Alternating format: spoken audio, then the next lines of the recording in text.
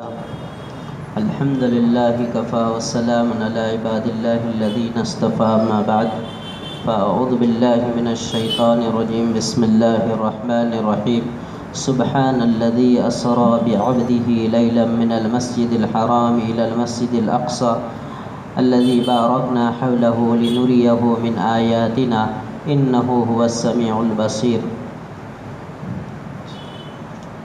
محترم بزرگوں، ہم لوگ جس مہینے سے گزر رہے ہیں یہ مہینہ رجب المرجب کا مہینہ ہے۔ اس کے بعد پھر شعبان کا مہینہ آئے گا۔ یہ وہ رجب المرجب کا مہینہ ہے جس میں نبی پاک علیہ السلام نے ہم اور آپ کو دعا کرنے کا طریقہ بتلایا کہ رمضان تک پہنچنے کے لیے رجب اور شعبان میں برکت کی دعا مانگی ہے تاکہ رمضان المبارک کا بابرکت مہینہ ہمیں مل جائے۔ امید ہے کہ ہم سب دعا کر ہی رہے ہوں گے۔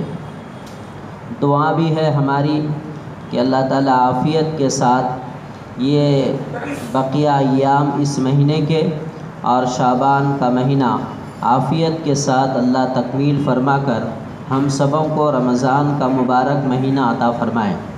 بہرحال یہ رجب المرجب کا مہینہ ہے۔ اس مہینے کے متعلق محدثین اور مفسرین کی ایک رائے یہ ہے کہ اس مہینے میں نبی پاک علیہ السلام کو معراج حاصل ہوئی ہے۔ اس لیے اس مہینے پر معراج کے عنوان پر علماء بڑی تحقیق اور تفصیل کے ساتھ بیان دیتے ہیں۔ چونکہ ازی قبل بھی کئی سالوں اس پر بات تقریباً بڑی تفصیل کے ساتھ ہو چکی ہے، لیکن چونکہ سال ہر سال آتا ہے، مہینہ ہر مہینہ آتا ہے، یہ تاریخ ہر سال آتی ہے، یاد دہانی اور مذاکرہ کرنا نفع سے خالی نہیں۔ اللہ تعالیٰ فرماتا ہے قرآن میں سبحان الذی اسری بعبدہ لیلا من المسجد الحرام الی المسجد الاقصی، پاک ہے وہ ذات جو لے گیا راتوں رات اپنے بندے کو مسجد حرام سے مسجد اقصی، مسجد حرام سے مسجد اقصی۔ معراج کا اتنا سفر قرآن میں بیان کیا گیا ہے۔ الذی بارکنا حولہ، مسجد اقصی، مسجد حرام کہتے ہیں کہ اس کے ارد گرد ہم نے برکت نازل فرمائی ہے۔ لنریہ من آیاتنا، یہ سفر ہم نے آپ کو کرایا ہے تاکہ ہم آپ کو اپنی قدرت کی نشانیاں دکھلائیں۔ انہ هو السمیع البصیر، بے شک وہ اللہ سننے والا دیکھنے والا ہے، سن بھی رہا ہے اور دیکھ بھی رہا ہے۔ اللہ تبارک و تعالیٰ نے اپنے نبی کو معراج کرائی۔ یہ بات خوب مشہور ہے کہ حضور پاک علیہ السلام کو اللہ پاک نے یہ خصوصیت عطا فرمائی ہے کہ 1,24,000 انبیاء علیہم السلام میں اللہ نے آخری پیغمبر حضرت محمد صلی اللہ علیہ وسلم کو اپنے پاس بلایا، معراج کرایا۔ باقی تمام انبیاء علیہم السلام کی خصوصیات یہ رہی کہ جبریل علیہ السلام کے ذریعے سے کلام ہوا۔ بعض انبیاء علیہم السلام ایسے ہیں کہ براہ راست آپ سے یعنی اللہ سے بات چیت ہوئی۔ بہرحال یہ جو تاریخ ہے کہ معراج کون سے مہینے میں واقع ہوئی، اس پر محدثین کا بڑا اختلاف ہے۔ رجب کا مہینہ مشہور ہے، مگر محدثین کے اس میں تقریباً 6 اقوال ہیں۔ مطلب یہ ہے کہ علماء اور محدثین اور مورخین نے اپنی سیرت اور تاریخ کی کتابوں میں اس کے 6 زمانے لکھے ہیں۔ پہلا نمبر 1، نبی پاک علیہ السلام کو جس سال نبوت ملی اسی سال معراج ہوئی۔ یہ تاریخ طبری میں یہ بات نقل کی گئی ہے۔ اب یہ تاریخ کی بڑی قدیم اور مقبول اور مستند ترین کتاب ہے۔ تو اب جس سال آپ نبی بنائے گئے، غار حرا میں جب آپ کو وحی ملی، اسی سال آپ کو یہ معراج حاصل ہوئی۔ دیکھیے لکھنے والے لکھتے ہیں، ان کے پاس دلائل بھی ہوں گے، ہمارا کام نقل کرنا ہے۔ نمبر 2، نبوت کے 5ویں سال میں آپ کو معراج کرائی گئی، یعنی جس سال آپ نبی بنے اس کے 5ویں سال آگے ہیں۔ آپ اس وقت آپ کو معراج ہوئی ہے علامہ نووی نے اور علامہ قرطبی نے اسی کو نقل کیا ہے۔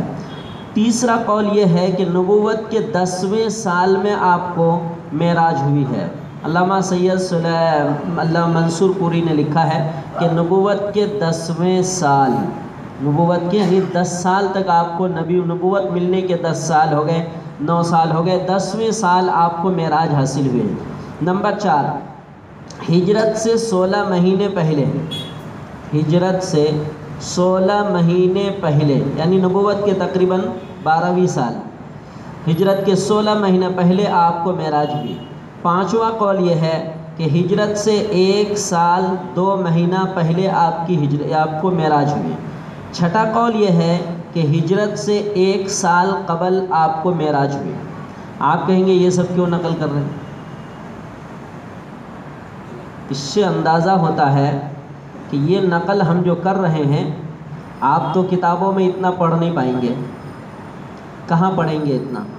اب چونکہ ہمارا کام ہی یہی ہے تو ہماری ذمہ داری بنتی ہے کہ جی علماء نے تاریخ میں اور سیرت کی کتابوں میں لکھا کیا ہے، ورنہ کیا ہوگا ایک کتاب آپ اٹھا کے پڑھیں گے تو پتہ چلے گا معراج تو اس سال ہوئی، ایک کتاب یہ اٹھا کے پڑھیں گے تو کہیں گے نہیں معراج تو اس سال ہوئی، ایک کتاب وہ اٹھا کے پڑھیں گے تو کہیں گے نہیں معراج تو اس سال ہوئی۔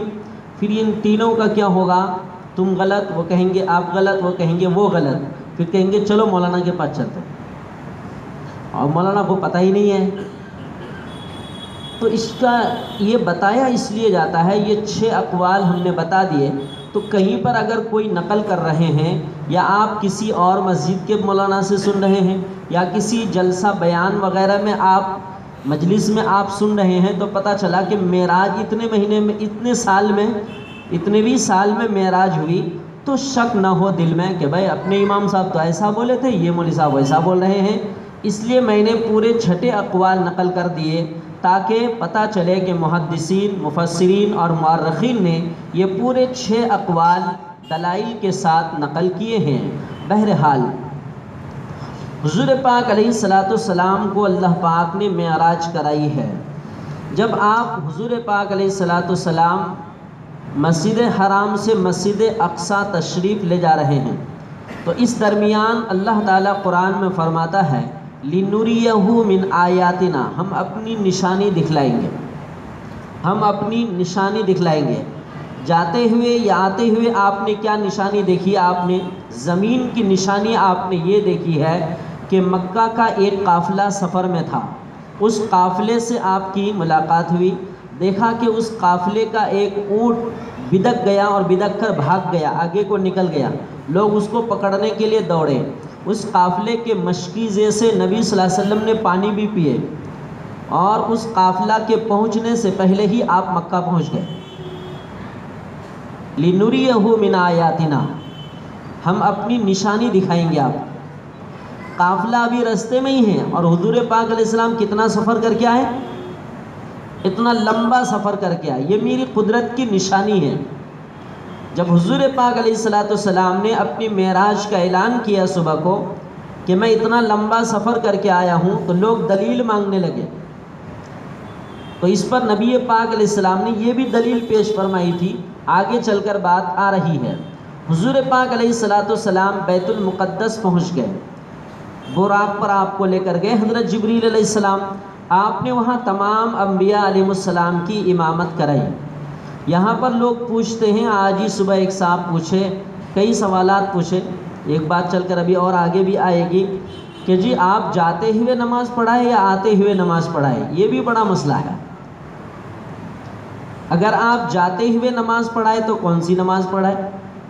اگر آتے ہوئے نماز پڑھائے تو نماز کا طریقہ کیا تھا؟ نماز تو آپ صرف لے کر آئے ہیں، جبریل علیہ السلام آ کے بتلا کے گئے ہیں آپ کو، تو آتے ٹائم ہو یا جاتے ٹائم ہو نماز کون سی ہوئی؟ محدثین، مفسرین، مورخین نے دونوں باتیں لکھی ہے کہ ممکن ہے کہ جاتے وقت بھی آپ نے امامت کی ہے یا ممکن ہے کہ آتے وقت آپ نے امامت کی ہے، بہرحال کون سی نماز کی آپ نے امامت کرائی ہے؟ مفسرین لکھتے ہیں، محدثین، کہ پچھلے انبیاء علیہ السلام پر جو نماز فرض تھی، یہ نماز کے اپنی نماز کے فرض ہونے سے پہلے آپ صلی اللہ علیہ وسلم ان کی نمازیں ہی ادا کیا کرتے تھے۔ ہو سکتا ہے کہ وہی نماز جو پچھلی شریعت میں فرض تھی ان میں سے کوئی ایک نماز نبی پاک علیہ الصلوۃ والسلام نے پڑھائی اور آپ نے اس کی امامت کی۔ یہی جواب اس میں بھی ہوگا کہ آتے ٹائم بھی آپ نے پڑھائی ہے، چونکہ تمام انبیاء علیہ السلام ہے، اللہ کی طرف سے حکم ہے، پہلے سے آپ کا جو معمول رہا ہوگا وہی نماز کی آپ نے امامت کر دی ہے۔ بہرحال یہ نبی پاک علیہ الصلوۃ والسلام کی خصوصیت ہے کہ آپ صلی اللہ علیہ وسلم نے تمام انبیاء علیہ الصلوۃ والسلام کی امامت کرائی۔ یہ کوئی چھوٹی موٹی بات نہیں ہے، بہت بڑا اعزاز ہے، مگر یہ اعزاز اللہ پاک نے خود عطا فرمایا ہے، ہم اپنی طرف سے بیان نہیں کرتے ہیں، ورنہ ہمارا طریقہ کار یہ ہوگا جب انبیاء علیہ السلام کی سیرت بیان کریں گے تو لا نفرق بین احد من رسلہ، اللہ کے رسولوں اور نبیوں اور پیغمبروں کے درمیان ہم کوئی فرق بیان نہیں کر سکتے، مگر یہ کہ قرآن میں ہو یا حدیث میں کہ نبی پاک علیہ الصلوۃ والسلام خود بیان فرمائے یا اللہ تبارک و تعالیٰ خود فضیلت بیان فرمائے۔ تو نبی پاک علیہ الصلوۃ والسلام کی امامت یہ ہم اور آپ کے طرف سے نہیں بلکہ اللہ کے طرف سے ہے، یہ اعزاز اللہ نے اپنے نبی کو بخشا۔ اچھا، جس طرح یہ فضیلت نبی پاک علیہ الصلوۃ والسلام کو اکیلے حاصل ہے، اسی طرح یہی فضیلت روئے زمین کے جتنی مساجد ہیں تمام مساجد میں سب سے زیادہ خاص فضیلت بیت المقدس کو ہے کہ جس مسجد میں 1,24,000 انبیاء علیہ السلام ایک وقت اکٹھے نماز پڑھے ہیں، حرم مکہ میں بھی نہیں پڑھے، پورے 1,24,000 انبیاء علیہ السلام ایک ساتھ اکٹھے نماز پڑھے ہیں۔ کتنا خوشنما منظر ہوگا کہ جس کے سارے مقتدی تو انبیاء ہوں، جس کا امام امام الانبیاء ہو، سارے مقتدی۔ اس وقت مسجد کتنی خوبصورت لگ رہی تھی کہ جی آج کے سارے نمازی کون ہیں؟ انبیاء علیہ السلام ہیں، اور آج کے نمازیوں کے امام کون ہیں؟ حضور پاک صلی اللہ تعالی علیہ وسلم ہے۔ یہ بھی بیت المقدس کی خصوصیت ہے۔ حضور پاک علیہ الصلوۃ والسلام، اس میں دیکھیے معراج کے واقعے میں بڑی تفصیلات ہیں، میں تھوڑا مختصر سی یاد دہانی کے طور پر اشارہ کرتے ہوئے جاتا ہوں، اور یہ ایک ایسا منصوص کہتے ہیں نا قرآن حدیث کا صحیح واقعہ ہے جو ہم اور آپ کو یہ واقعہ پڑھنا چاہیے، تفصیل سے پڑھنا چاہیے۔ تاریخ کی اور سیرت کی کتابوں میں یہ واقعہ ہمیں براہ راست بھی پڑھنا چاہیے۔ جب ہم اپنے نبی سے محبت کرتے ہیں تو اپنی نبی کی زندگی بھی پڑھنی چاہیے۔ اگر ہم اپنی نبی سے محبت کرتے ہیں تو اپنے نبی کے جتنے بھی طریقے ہیں، جتنے بھی شعبے ہیں، تمام شعبوں کو الگ الگ بندے کو پڑھنا چاہیے، الگ الگ پڑھنا چاہیے۔ یہ معراج کا واقعہ کتنا اہم واقعہ ہے اور کتنا خوبصورت واقعہ ہے، جس معراج میں اللہ پاک نے نبی کو کیا عطا فرمائی؟ نماز جیسی محترم بالشان عبادت عطا فرمائی ہے، تو یہ سفر باضابطہ اہتمام کے ساتھ پڑھنا چاہیے۔ حضرت جبریل علیہ الصلوۃ والسلام براق میں لے کر نبی پاک علیہ الصلوۃ والسلام کو کدھر لے کے چلے؟ آسمان میں۔ کہتے ہیں کہ یہ ایک ایسی سواری تھی جنت کی، جس سواری کا پہلا قدم یہاں ہے تو دوسرا قدم وہاں ہے جہاں نگاہ جائے گی، نہیں اتنی تیز رفتار سواری۔ پھر بیت المقدس سے کہاں گئے؟ 500 سال کے فاصلہ طے کیے۔ حدیث میں ہے کہ ایک آسمان سے دوسرے آسمان کے درمیان، تو ممکن ہے آسمان سے زمین کے درمیان بھی 500 سال کا فاصلہ ہو، تو زمین سے آسمان، پہلے آسمان پر چلے گئے 500 سال کا فاصلہ، پھر پہلے آسمان سے دوسرے آسمان 500 سال کا فاصلہ، پھر دوسرے سے تیسرے 500 سال کا فاصلہ۔ اندازہ لگا سکتے ہیں کہ سواری کتنی تیز تھی۔ اس لیے مفکرین ایک بات لکھتے ہیں کہ کائنات کے سارے سائنسداں یہاں آ کر گھٹنے ٹیک دیں گے کہ اپنی پوری طاقت اور قوت ٹیکنالوجی اور سائنس کے لگا دے ہوئے کائنات میں ایسی تیز رفتار سواری کائنات میں بن نہیں سکتی۔ یہ نبی پاک علیہ الصلوۃ والسلام کا ریکارڈ ہے، اور اللہ نبی کا ریکارڈ توڑے گا؟ اگر بن گئی اس سے تیز رفتار سواری تو ریکارڈ ٹوٹ جائے گا، اور اللہ اپنے نبیوں کا ریکارڈ توڑتا نہیں ہے۔ سلیمان علیہ السلام نے دعا کی تھی، رب مجھے ایسی حکومت دے جو میرے بعد کسی کو نہ ملے۔ تو قیامت تک کتنی بھی سپر پاور حکومت ہو جائے کائنات میں، سلیمان علیہ السلام کی حکومت کے برابر نہیں ہو سکتی۔ اگر ہو جائے تو ریکارڈ ٹوٹ جائے گا، اور اللہ ریکارڈ توڑے گا نہیں۔ کیسی حکومت تھی؟ کائنات میں جتنی بھی پاورفل حکومت ہو جائے، جنات پر کسی کی حکومت ممکن ہے؟ ہوا پر کسی کی حکومت ممکن ہے؟ پرندوں کے ساتھ بات کرے، زبان سمجھے، چیونٹیوں کی زبان سمجھے؟ یہ حکومت اور سلطنت ہے حضرت سلیمان علیہ السلام۔ بہرحال تو نبی پاک علیہ السلام کی یہ سواری ہے، جس سواری پر آپ لے گئے ہیں، اس سواری کی کوئی مثال نہیں۔ جس طرح تمام انبیاء علیہ السلام میں سب سے افضل اللہ نے اپنے نبی کو وہ آخری پیغمبر کو بنایا ہے، اسی طرح کائنات کی تمام سواریوں میں سب سے زیادہ تیز رفتار سواری۔ پہلے آسمان پر گئے تو کن سے ملاقات ہوئی؟ ابو سے۔ کن سے ملاقات ہوئی؟ کہتے نا جی ابا سے ملاقات ہوئی۔ حضرت آدم علیہ السلام سے ملاقات ہوئی۔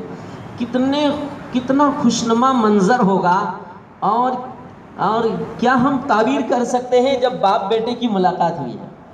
پیغمبروں میں سب سے پہلے پیغمبر، پیغمبروں میں سب سے آخری پیغمبر، دونوں کی ملاقات ہو رہی ہے۔ آپ سب سے اول، میں سب سے لاسٹ، میرے بعد اور کوئی نہیں۔ کتنا حسین ملاقات۔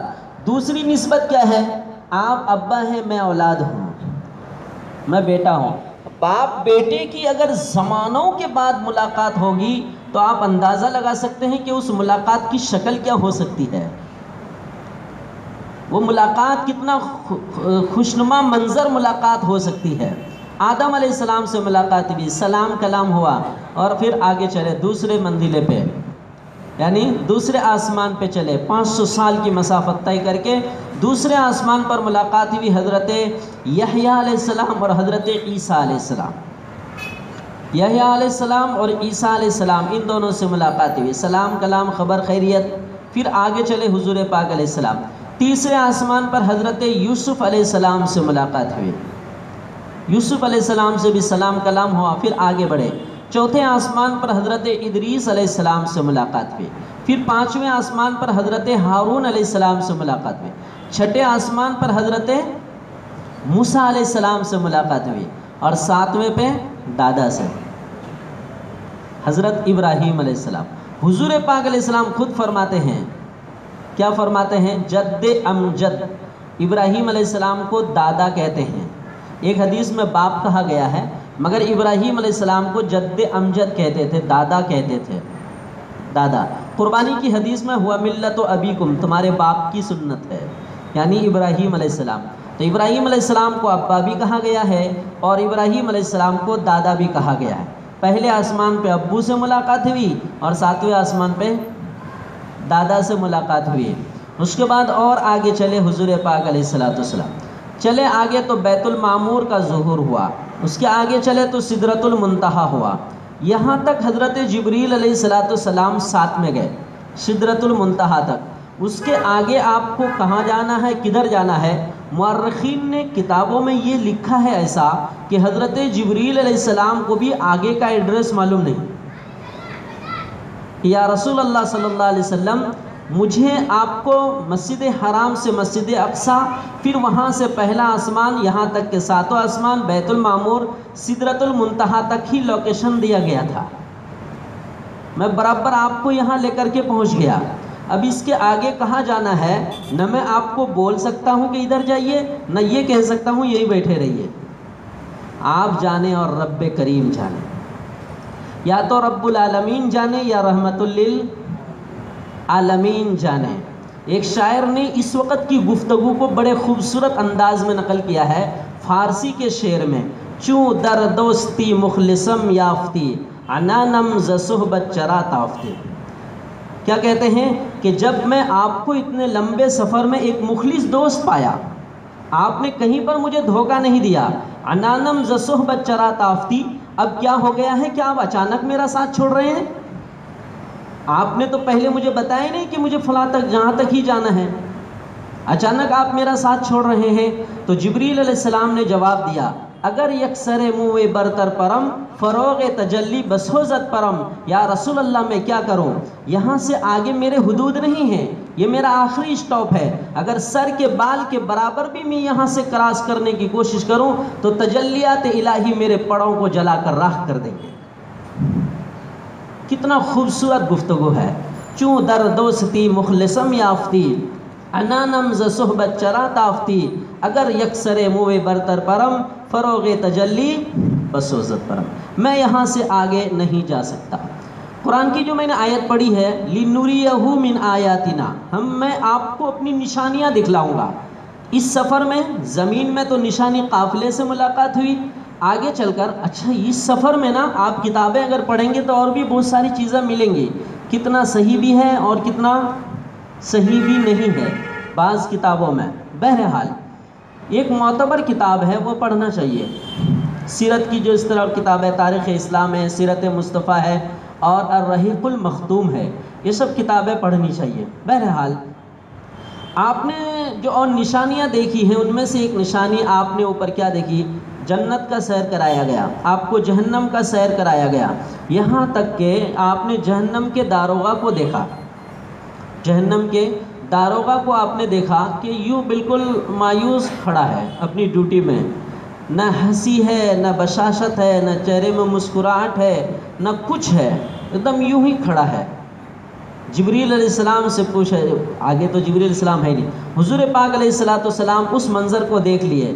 ایک منظر نبی پاک علیہ السلام نے سفر میں یہ بھی دیکھا ہے کہ ایک شخص پڑا ہوا ہے اور اس کے ہونٹ جو ہے نا اونٹ کے جبڑے کے برابر موٹے ہیں، اونٹ کا جو جبڑا ہوتا ہے نا اتنا موٹا، اونٹ کے اونٹ اور اس کے جبڑے کے طرح موٹے، اور وہ انگارے کو ٹھوس رہا ہے، کھا رہا ہے، انگارے کو کھا رہا ہے۔ نبی پاک علیہ السلام نے جبریل علیہ السلام سے پوچھا یہ سفر کے حالات ہوں گے، پوچھا یہ کون ہے، تو کہنے لگے کہ یہ یتیم کے مال کھانے والے لوگ ہیں، کوئی چھوٹا بچہ تھا، ماں باپ کا انتقال ہو گیا، دھوکہ دے کر اس نے اس بچے کا مال کھا لیا ہے، اب اس کی آج کل جو بھی شکلیں ہوں، بہرحال یہ کہہ دیا جاتا ہے یتیم کا مال کھانا۔ اب یتیم ضروری نہیں کہ وہ بے گھر ہو، ایک دم بالکل لاچار ہو، ممکن ہے اپنے خاندان میں سے کسی کے پاس ہو لیکن اس کی پراپرٹی میں ایسا ہیر پھیر کیا گیا ہو، اس کے لیے یہ وعید ہے۔ ایک نظارہ آپ نے یہ بھی دیکھا ہے کہ آپ چل رہے ہیں تو کچھ لوگ پڑے ہوئے ہیں اور ان کے پیٹ بڑے بڑے ہیں گنبد کے طرح، ادھر ادھر پلٹ بھی نہیں سکتے، نہیں پلٹ سکتے، اور آگے لکھا ہے الرحیق المختوم میں کہ آل فرعون کو جو آگ کا عذاب ہوتا ہے نا تو ان کو جو عذاب کے لیے لے جایا جاتا ہے تو ان کے اوپر سے چڑھا کر رونتا ہوا لے جایا جاتا ہے ان کے اوپر۔ یہ بھی قرآن کی تفسیر میں کسی زمانے میں انشاءاللہ آئیں گے، اس پر ہم تفصیل سے بات کریں گے۔ نبی پاک علیہ السلام نے پوچھا جبریل علیہ السلام سے یہ کون ہے، کہنے لگے یہ آپ کی امت کے سود خور لوگ ہوں گے، جو لوگ سود کھائیں گے اس کو ایسے ہی عذاب ہوگا۔ بہرحال ایک نظارہ آپ نے یہ بھی دیکھا ہے کہ ایک جگہ ہے وہاں پر کچھ تازہ گوشت پڑے ہوئے ہیں اور کچھ چیتھڑے پڑے ہوئے ہیں، چیتھڑے یعنی خراب گوشت جو چن کر جو صاف کر کے نکال لیا جاتا ہے، کہتے ہیں کہ وہ پھر صحیح اچھا گوشت کو چھوڑ کر وہ چیتھڑا گوشت کھاتے ہیں، کہتے ہیں یہ کون ہے، کہنے لگا آپ کی امت کی غیبت کرنے والے لوگ ہیں۔ ایک منظر آپ نے یہ بھی دیکھا کہ ایک آگ کی بھٹی ہے، اس میں سے آگ کی چنگاری اور لپٹ کے ساتھ کچھ ننگے مرد اور ننگے عورتیں نکلتے ہیں، پھر اسی آگ کے ساتھ اندر چلے جاتے ہیں، وہ نکلتے ہیں پھر اندر چلے، کہنے لگے یہ کون ہے، کہنے لگے یہ زناکار مرد اور عورت ہیں جو زنا کرتے ہیں۔ اسی طرح آپ نے ایک منظر یہ دیکھا کہ کچھ عورتیں ایسی ہیں اور کچھ مرد ایسے ہیں کہ اس کے سینوں میں بڑے بڑے کیل ٹھوک دیے گئے اور ان کو آسمان زمین کے بیچ میں لٹکا دیا گیا، اب وہ لٹک رہے ہیں۔ نبی نے پوچھا کہ یہ کون ہے، کہنے لگے یہ مرد اور عورت ہیں جو جھوٹ بول کر نطفہ ثابت کرتے ہیں، اولاد ثابت کرتے ہیں۔ بیوی نے کسی سے غلط کام کر لیا، بیوی کے شوہر کی طرف منسوب کر دیا، شوہر نے کسی سے غلط کام کر لیا، اس کے شوہر کی طرف منسوب کر دیا، میں نے نہیں کیا۔ ایسے لوگوں کے سینے پر کیل ٹھوک کر اللہ تبارک و تعالی آسمان اور زمین کے درمیان لٹکا دیا۔ بہرحال اس طرح آپ نے مناظر دیکھے۔ اوپر آپ جانے کے بعد آپ کو تحفے ملے، اس پر انشاءاللہ آئندہ کبھی بات کریں گے، مشہور بھی ہے، ہم اس پر بات بھی کر چکے ہیں آپ صلی اللہ علیہ وسلم اتنا لمبا سفر کر کے واپس مکہ آ گئے. واپس آپ مکہ آ گئے. صبح آپ نے لوگوں سے اس کا چرچا کیا کہ میں آج کی رات اتنا لمبا سفر کر کے آیا ہوں اور یہ ساری چیزیں میں دیکھ کر آیا ہوں. لوگ ماننے کے لیے تیار نہیں. حقیقت ہے، فطرت انسانی ہے، اتنی جلدی کیسے مان لے؟ چونکہ اس سے قبل انہوں نے نبوت کا کوئی زمانہ نہیں پایا ہے، اس سے قبل کوئی معجزات کے قصے کہانی وغیرہ نہیں سنے ہیں، کوئی تذکرہ تک نہیں سنا ہے. 500 ساڑھے 500 سال کا زمانہ گزر گیا عیسیٰ علیہ السلام کے گزرنے کے. انہیں یقین نہیں ہو رہا تھا کہ اتنا لمبا سفر کر کے آئے ہوں گے. تو نبی پاک علیہ السلام نے فرمایا میں یہاں سے بیت المقدس گیا، پھر وہاں سے پورا سفر کر کے آیا. تو کہنے لگے کہ ٹھیک ہے، اس پر ہم آپ سے 2 سوال کرتے ہیں، اگر آپ اس سوال کا جواب دے دیں تو ٹھیک ہے دیکھتے ہیں. ایک سوال انہوں نے یہ کیا ہے، نہیں ہم ایک سوال کرتے ہیں. دوسرا جواب نبی نے اپنی طرف سے دیا. پہلا سوال یہ تھا ان کا کہ اچھا بیت المقدس گئے تھے آپ؟ ہاں. وہاں کتنے پیلر ہیں؟ اب یہ ایک ایسا سوال ہے، آپ صلی اللہ علیہ وسلم بیت المقدس پیلر گننے گئے تھے؟ لائٹ اور پنکھے آج کے زمانے کے حساب سے کہہ رہے ہیں. کوئی کہیں جاتا ہے، آج بھی اگر کوئی مسجد نبوی جائے گا، اتنا مشہور ہے، تو کوئی مسجد نبوی کا پیلر گن کے آئے گا؟ کسی بھی حاجی معتمر سے پوچھ لیجئے، عمرہ کرنے والے سے. حرم جائے گا تو حرم کے پیلر، لائٹ، پنکھے، اے سی گنے گا کوئی؟ نہیں گنے گا. تو حضور پاک علیہ السلام سے یوں کہنے لگے کہ بیت المقدس کے پیلر کتنے ہیں؟ تو فوراً آپ اللہ کی طرف متوجہ ہوئے، چونکہ ایک ایسا سفر تھا جس کا تصدیق کرانا ضروری تھا، دوسرا کوئی تصدیق کرنے والا نہیں ہے کہ اور کون آ کر سپورٹ کرے. تو بیت المقدس کو اللہ پاک نے پردے ہٹا کر ظاہر کر دیا سامنے، اور نبی پاک علیہ السلام نے ایک ایک کر کے گن کر سب کچھ بتا دیا. اب وہ دانت کاٹنے لگے، انگلی بیچ میں انگلی رکھ کر دانت کاٹنے لگے.